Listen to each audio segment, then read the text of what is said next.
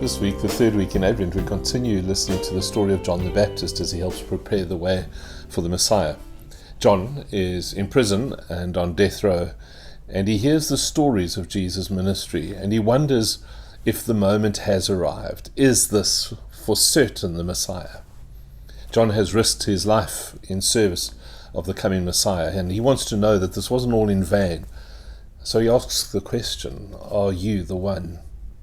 If you are the Messiah, aren't the Romans supposed to be on the run by now? Aren't you supposed to be baptizing people with Holy Spirit and with fire? And where's the fire? Are you really the one? Jesus' response is, well, the blind see, and the lame walk, and the lepers are cleansed, and the deaf hear, and the dead are raised, and the poor hear good news. God's new world has begun. It's been initiated. It's here. And then Jesus quickly adds, and blessed is anyone who takes no offense at me. Jesus senses his cousin's uncertainty, John's uncertainty, John's perhaps even offense at the way Jesus is doing things. Perhaps he's disappointed that Jesus isn't more than he should be.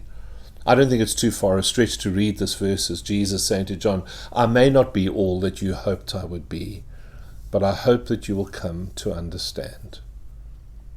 And then for me, a thing of jaw-dropping beauty happens. If you listen carefully, if you read this passage carefully, you can hear the passion of Jesus. You can hear the deep, deep love of Jesus.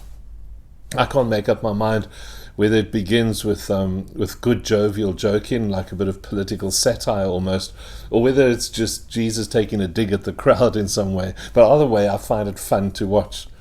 Because Jesus addresses the crowd, and speaking of John's preaching in the desert, he says, so what did you all go out into the wilderness to see when John was preaching? Some reed, some piece of grass just blowing in the wind, some wimpy, compliant, empty vessel making a lot of noise? No? Well, if not grass, then what did you go out for? Did you hope to see someone wearing soft, fancy, expensive robes? Those people don't live in the wilderness. They live in comfortable, safe palaces with servants and indulgent meals. So then what did you go see? Did you go out to see a prophet? Yeah, sure, John's a prophet, but we've seen prophets before. This one, John, says Jesus, is much, much more than a prophet. This is the one they started speaking about more than 700 years ago. This is the one who has prepared and is preparing the people's hearts for the Messiah.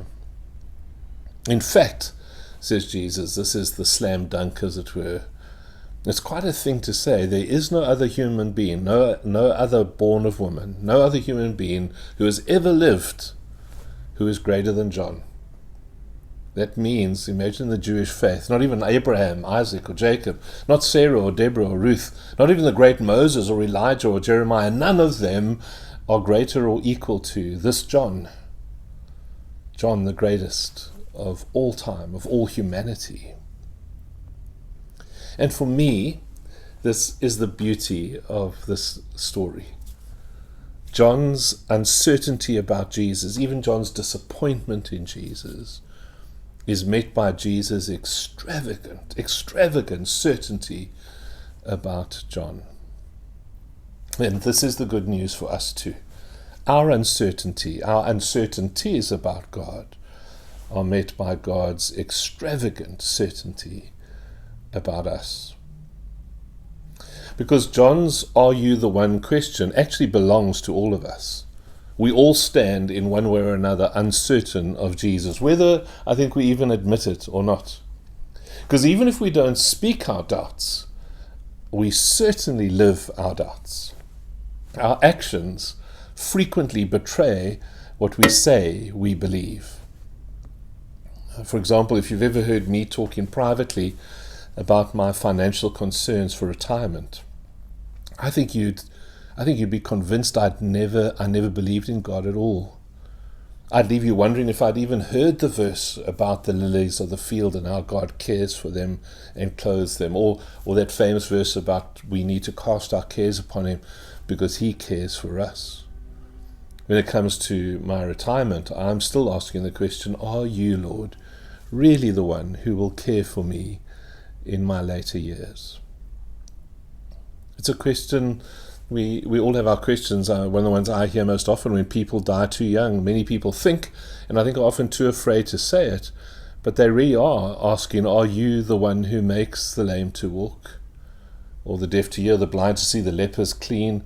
Are you the one who raises the dead? Because where were you when we needed you most in this moment? Are you the one? And then that forever question that plagues all of humanity: if there's a loving God, why is there any suffering at all? It's the eternal question, the perennial question: are you the one? I don't think anyone is immune from the uncertainties about Jesus. This week I went to buy myself a birthday present. It was a piece of music equipment. It's the kind of thing that you save up for quite a while, and it becomes a birthday spoil. You look forward to the moment. And as I left the church grounds, pressed up against the church gate was a poor person who lives on the streets. She was barely clothed and holding a blanket in the hot summer sun. I greeted her. She is one of the ones that Jesus called the least of these. And as I passed her, I was on my way to go and buy my lovely, but in truth unnecessary birthday present. A gift that might have been able to feed her for several weeks. So before we celebrate the birth of Jesus, we are gently reminded that even despite our many uncertainties about Jesus, not just, when I say uncertainties, not just what we think, but the way we act. Despite our many uncertainties about Jesus, God remains extravagantly certain about us. In the first few drafts of this homily, I kept wanting to address our failings as God's people. I wanted to work with this a little more. I wanted to maybe speak about our superficiality of faith, or the dishonesty that we often have in the Christian community about what we believe and how we live, the kind of compromises we make so often. But the Spirit blocked me. He wouldn't let me proceed down that road. It was frustrating for a couple of days. He wouldn't let me wallow in our common failings as a community of faith. The word of the Lord for us today is simple and clear. For all of our uncertainties about Jesus, Jesus meets our doubts, the spoken ones and the lived ones, with an extravagant certainty about you and me.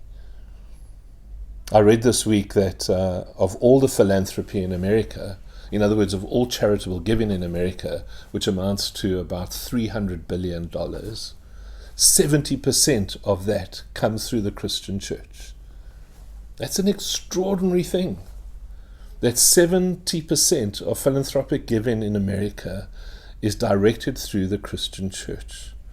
Can you imagine how much suffering would happen in the world, in not only that world, but in our world, without the work and the generosity of the people of God?